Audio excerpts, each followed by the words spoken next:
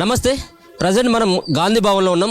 గాంధీ భవన్లో ఈరోజు మంత్రులు ముఖాముఖి కార్యక్రమాన్ని నిర్వహించడం జరిగింది.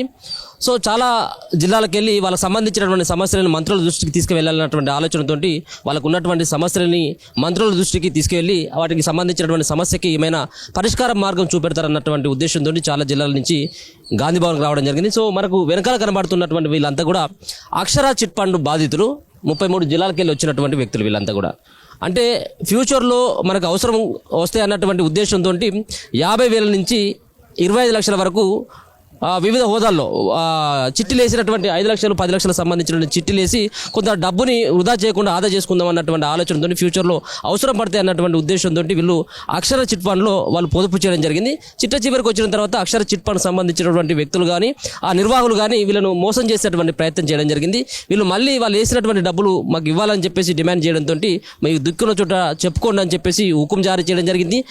కొన్ని సందర్భాల్లో కొంతమంది చిట్టీలు వేసినటువంటి వ్యక్తులకి నిర్లక్ష్యమైనటువంటి సమాధానాలు ఇవ్వడంతో కొంతమంది చనిపోయినటువంటి పరిస్థితి కూడా అక్షర చిట్ ఫండ్ సంబంధించిన నిర్వాహకులు చేసినటువంటి నిర్వాహకంతో చాలా మంది కూడా కొంత చనిపోవడం జరిగింది. సో వీళ్ళందరూ కూడా ప్రభుత్వం దృష్టికి మంత్రుల దృష్టికి ఈ సమస్యను తీసుకురావడం జరుగుతుంది. సో వీళ్ళందరూ కూడా బాధితులు. వీళ్ళు ఏం చెప్తారన్నటువంటి అంశాలను కూడా ఒకసారి చూసేటువంటి ప్రయత్నం చేద్దాం.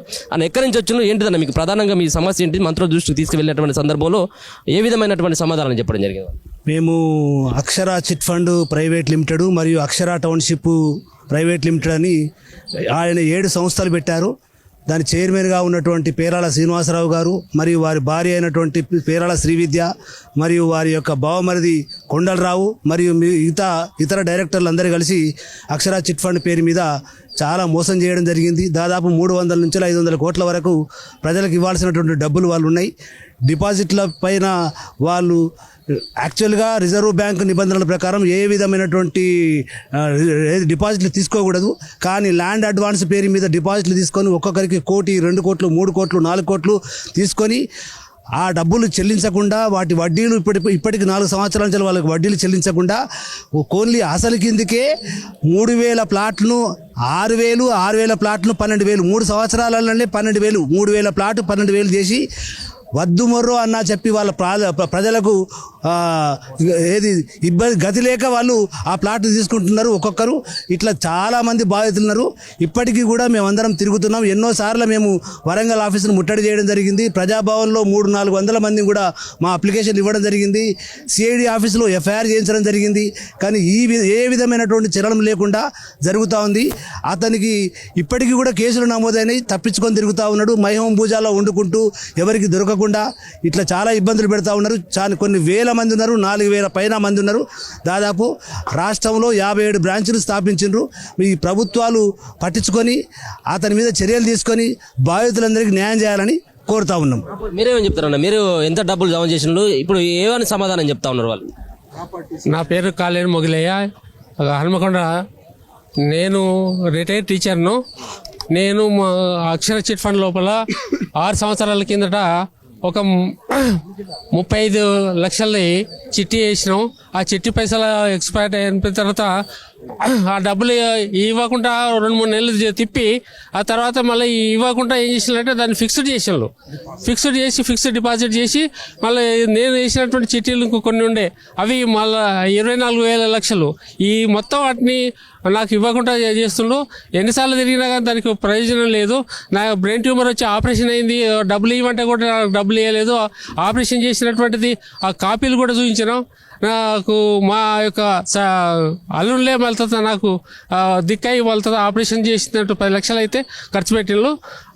నాకు డబ్బులు ఇవ్వాలని ఇప్పటికీ మేము తిరుగుతున్నాం. నాకు యొక్క ఆరోగ్యం సరిగా లేకున్నా కానీ ఆఫీస్ చుట్టూ తిరగడం జరుగుతుంది. కావున నాకు 59 లక్షలు రావాలి. పోలీసులు కంప్లీట్ చేస్తున్నటువంటి సందర్భంలో పోలీసులు ఏమైనా సమాధానం చెప్తారు? మరి ఆయన అదుపులోకి తీసుకొని మరి ఆ డబ్బులు రికవర్ చేసేటువంటి ప్రయత్నం చేయట్లేదా? పోలీస్ స్టేషన్ కూడా పోయినాం, సిఐ మన కమిషనర్ దగ్గరికి పోయినాం, తర్వాత కమిషనరేట్ క్రైమ్ బ్రాంచ్ దగ్గరికి పోయినాం, హనుమకొండ సిపి దగ్గరికి పోయినాం, హనుమకొండ మళ్ళీ సుబేదార్ పోలీస్ స్టేషన్లో కూడా అప్లికేషన్ ఇవ్వడం.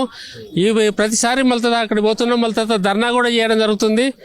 కానీ మా డబ్బులు మాత్రం ఇవ్వడం లేదు. అతడు కలుస్తలేడు. అతడు ఏంటంటే ఎక్కడో ఉంటుండు. మా పూజ మా యొక్క ఫోన్ లేపడం లేదు. ఆఫీసులో మాత్రం ఎవరు ఉండలేరు. ఓన్లీ డోర్ తీస్తుండ్రు అంతే. మీరేం పని చేసిన మీ డబ్బులు ఎంత ఉన్నాయి అక్కడ అక్షర చిట్ ఫండ్లో? నేను వెల్లంకి దేవేందర్ రెడ్డి. నేను ఆర్మీ నుండి రిటైర్డ్ అయ్యాను. రిటైర్డ్ వచ్చిన పైసలు మొత్తం అందులో మొత్తం 32 లక్షల దాకా పెట్టినాము. మొదలు కొన్ని చిట్టీలు వేసిన తర్వాత కూడా చిట్టీలు వేయకుండా దాన్ని డిపాజిట్ పెట్టుకున్న తర్వాత కొన్ని రోజులు రూపాయన్నరతో ఇంట్రెస్ట్ చొప్పున ఇచ్చిండు. రూపాయన్నర ఇంట్రెస్ట్ చొప్పున ఇచ్చేది మళ్ళీ ఇప్పుడు 3 నెలల నుంచి ఇంట్రెస్ట్ లేదు, ఏం లేదు. ప్లాట్లు తీసుకో, ఖమ్మంలో తీసుకో, వరంగల్లో తీసుకో, కరీంనగర్లో తీసుకో. మేము ప్లాట్లు తీసుకుంటే మాకు నడవదు కదా. మాకు సీనియర్ సిటిజన్, మాకు 70 సంవత్సరాలు అయింది. మేము తిరిగి మేము కనీసం హన్మకొండకు పోయినాము. ఎన్నిసార్లు తిరిగినా కానీ మేము కేసు కూడా పెట్టినాము. పేట బషీరాబాద్లో జైల్లో పెట్టినప్పుడు ఏసీపీ ముందు ఏమన్నాడంటే, మేము జైలుకి జైలు నుంచి బయటకు రాగానే 15 రోజుల్లో మీ పేమెంట్ ఇస్తామన్నాడు. వచ్చి 6 నెలలు అయింది. 6 నెలలు వచ్చినా కానీ ఇవ్వడం లేదు. డేట్లు చెక్కులు ఇస్తుండు, చెక్కులు ఫెయిల్ అవుతున్నాయి, ఎవరు ఇవ్వడం లేదు. ఏమనంటే ల్యాండ్ తీసుకోండి, 3,000 ఉన్న ప్లాట్ను 12,000కు తీసుకోమని చెప్తున్నాడు. మరి లేకుంటే బయట రేటు ప్రకారం మేము 20,000 మళ్ళీ ఉల్టా ఖర్చు పెట్టి మేము మా అల్వాల్ బ్రాంచ్, మా నాగోల్ బ్రాంచ్ వాళ్ళందరం కలిసి ఏదో యాదగిరిగుట్ట ల్యాండ్ ఉందంటే అక్కడ సర్వే చేసి మొత్తం 30,000 మళ్ళీ ఖర్చు పెట్టుకున్నాము. మళ్ళీ మొదలు 2 కోట్లకి ఎకరం ఇస్తాడు. మళ్ళీ ఆడికి పోగానే హల్మకొండ పోయినా 6 కోట్లకి ఇస్తా, తీసుకో, లేకుంటే లేదు పో అని అన్నాడు. మళ్ళీ 15 రోజులలో పైసలు ఇస్తానంటే ఇంతవరకు పైసలు లేవు, ఏది లేదు. మళ్ళీ జైల్లో పోతున్నాడు. మళ్ళీ వేసే పోలీసు వాళ్ళు కూడా చెప్పినాము. యాక్చువల్లీ ఆయనకు బెయిల్ రాకుండా ఏది అక్షర ఆయన వైఫ్ ఉన్నది, వాళ్ళు అంబుజాలు మంచిగా హాయిగా ఎంజాయ్ చేస్తున్నారు ఏసీ రూమ్లు పెట్టుకొని.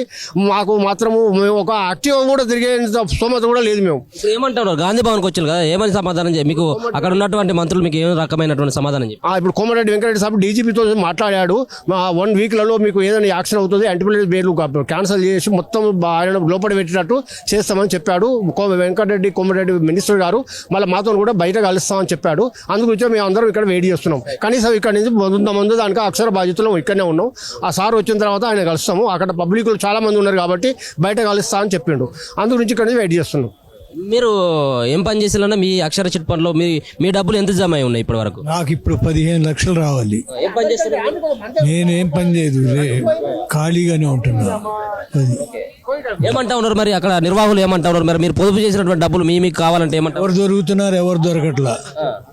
ఎవరు ఏ ఆఫీసులు అన్నీ లేవు, ఆఫీసులన్నీ మూసేశారు.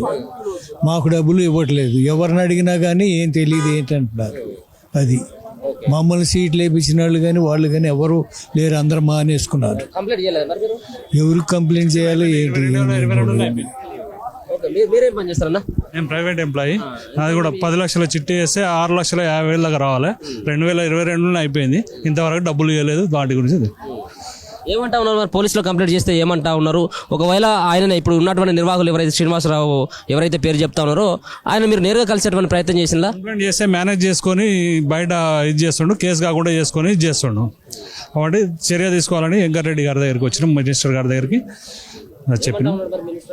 మినిస్టర్ గారు చెప్పారు, డీజీపీ గారికి చెప్పారు, చర్యలు తీసుకుంటామని అన్నారు. మీకు డబ్బులే కావాల్సింది, మీరు డబ్బులే ఇవ్వాలి. కానీ మరి మిగతా సంబంధించినటువంటి వేరే సిటీకి అవుట్స్కట్లో ఉన్నటువంటి ల్యాండ్ను కూడా ఇస్తామని చెప్పేసి ఏదో చెప్తా ఉన్నాడు అన్నటువంటి అంశాన్ని కూడా చెప్తా ఉన్నారు. సో దాన్ని తీసుకోవడానికి ఏమైనా సిద్ధంగా ఉన్నారా మీరు?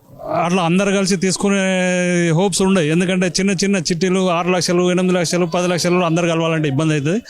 అట్లా ఎక్కువ మొత్తంలో ఉన్న వాళ్ళు ల్యాండ్స్ తీసుకున్నా మిగతా వాళ్ళకి డబ్బులు ఇవ్వాలని మనవి. చూస్తూ ఉన్నాం కదా, అక్షర చిట్ ఫండ్ సంబంధించినటువంటి బాధితులు సుమారుగా 4-5 వేల మందికి సంబంధించినటువంటి బాధితులు రాష్ట్ర వ్యాప్తంగా వివిధ జిల్లాల నుంచి ఇక్కడికి గాంధీ భవన్కి అయితే రావడం జరిగింది. వాళ్ళ సమస్యని మంత్రుల దృష్టికి కూడా తీసుకెళ్లడం జరిగింది. చాలా వీళ్ళందరూ కూడా చిన్న ఉద్యోగాలు చేసుకున్నటువంటి వాళ్ళు ఉన్నారు, రిటైర్మెంట్ అయినటువంటి వాళ్ళు ఉన్నారు, అలాగే టీచర్లు ఉన్నారు. దీంట్లో రకరకాలైనటువంటి వ్యక్తులందరూ కూడా ఆ డబ్బును జమ చేసుకొని ఫ్యూచర్లో అవసరం వస్తాయన్నటువంటి ఉద్దేశంతో ఆ చిట్ ఫండ్లో జమ చేసినటువంటి నేపథ్యంలో మొత్తానికి సుమారుగా ఎన్ని కోట్ల రూపాయలు, మొత్తం దర్దాపుగా 300 కోట్ల రూపాయలకు పైన ఆస్తులను కూడా పెట్టుకొని వీళ్ళకు ఒక పక్కన కేసులు అయినప్పుడు కూడా ఎక్కడ కూడా వీళ్ళని సెటిల్మెంట్ చేసేటువంటి ప్రయత్నం అయితే చేయట్లేదు. ఇప్పటికైనా కానీ ప్రభుత్వ పెద్దలు స్పందించాలి, పోలీసులు స్పందించి ఈ సంబంధించినటువంటి ఎవరైతే పొదుపు చేసుకున్నటువంటి చిట్ ఫండ్లో వాళ్ళకి న్యాయం చేయాల్సినటువంటి బాధ్యత సైతం కూడా ప్రభుత్వాల పైన ఉంది. దానికోసమే ఇలా ప్రభుత్వం దృష్టికి, ప్రభుత్వ పెద్దల దృష్టికి కూడా వీళ్ళు తీసుకొచ్చేయని చెప్పేసి వాళ్ళైతే సమాధానం చెప్తా ఉన్నారు. కెమెరా పర్సన్ గణేష్తో అనిల్, గాంధీ భవన్ నుండి.